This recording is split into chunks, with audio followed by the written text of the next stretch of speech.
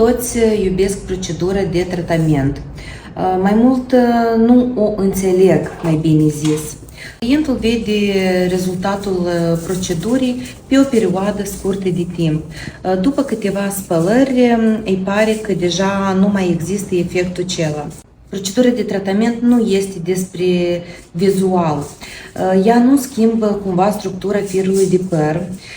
Ea este îndreptată pentru hidratare, pentru nutriție, pentru a umple golurile din interiorul firului de păr. Deseori primim feed de la clienți că, uite, după tratament mi-am spălat părul acasă, părul a revenit la starea lui inițială, adică la fel a rămas creț, pufos.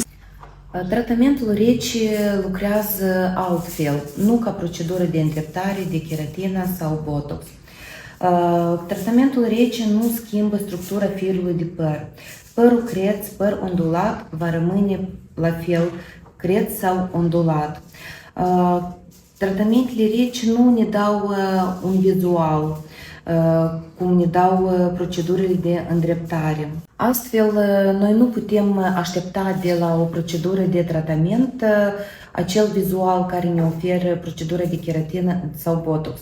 Dar, în schimb, cu ajutorul tratamentelor reci, noi păstrăm sănătatea și integritatea părului nostru.